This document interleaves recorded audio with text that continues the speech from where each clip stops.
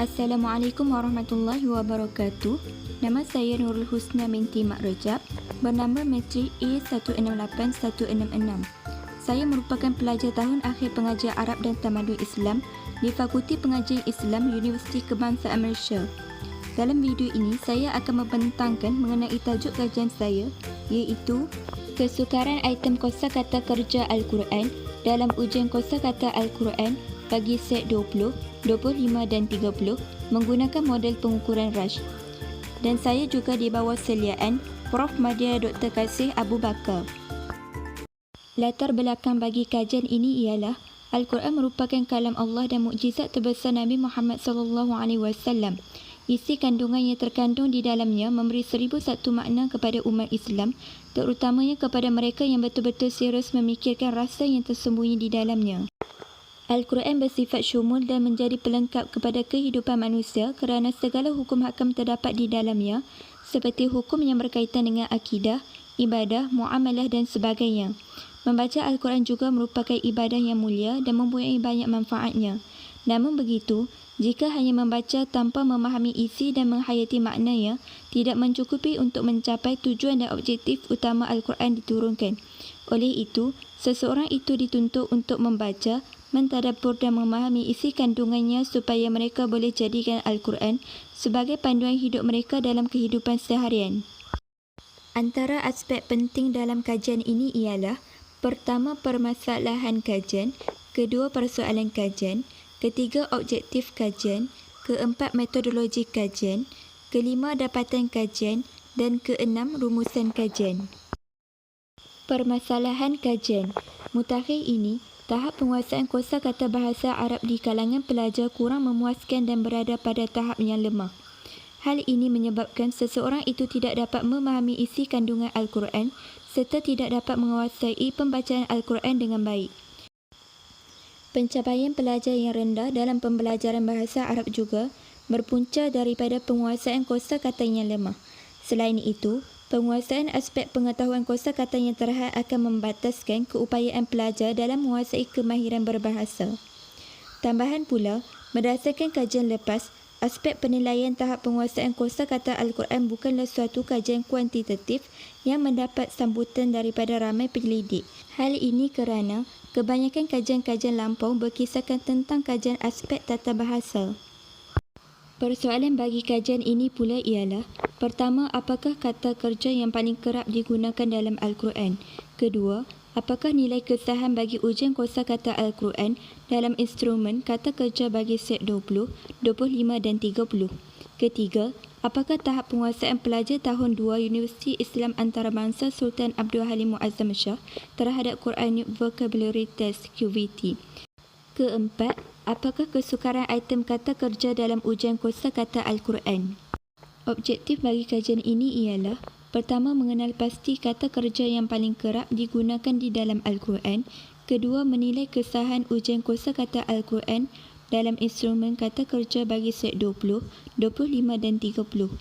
Ketiga, mengukur tahap penguasaan pelajar tahun 2 UniSyam tentang kata kerja dalam Quranic Vocabulary Test. Keempat, mengukur kesukaran item kata kerja dalam ujian kosakata Al-Quran. Metodologi bagi kajian ini ialah: kajian ini menggunakan pendekatan kuantitatif. Bagi sampel kajian, setiap set ujian dijawab oleh 30 responden yang terdiri daripada 3 tahap, iaitu tinggi, sederhana dan rendah. Para responden juga terbahagi kepada 3 jenis kategori, iaitu pelajar syariah dan undang-undang, Usuluddin dan Sains Al-Quran, serta pelajar kaunseling UniSyam. Bagi alat bentuk kajian pula, setiap item disusun mengikut set frekuensi kekerapan masing-masing menggunakan 3 Google Form yang berbeza.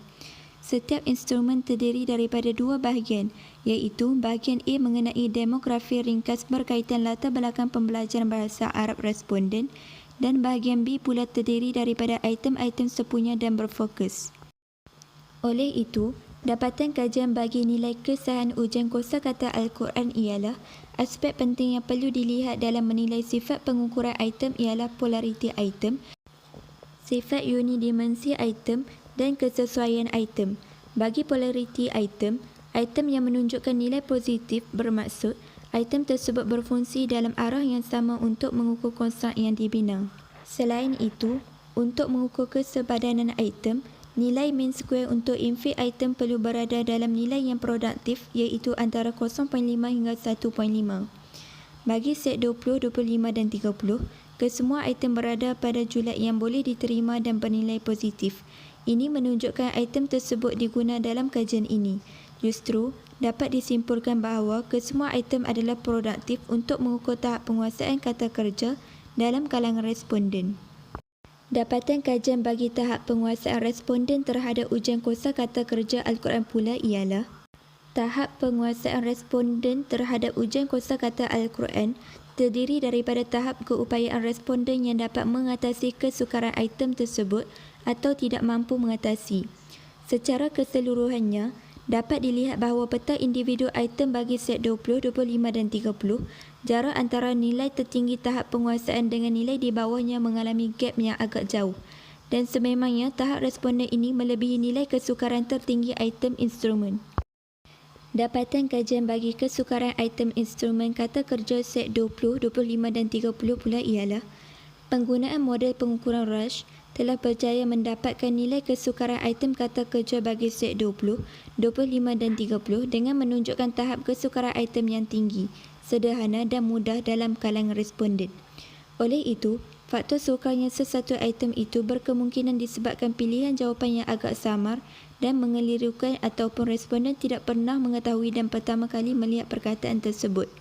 Manakala, bagi item paling mudah pula, berkemungkinan item tersebut sudah menjadi kebiasaan responden menggunakan perkataan tersebut dalam perbualan harian ataupun perkataan tersebut merupakan perkataan pinjaman.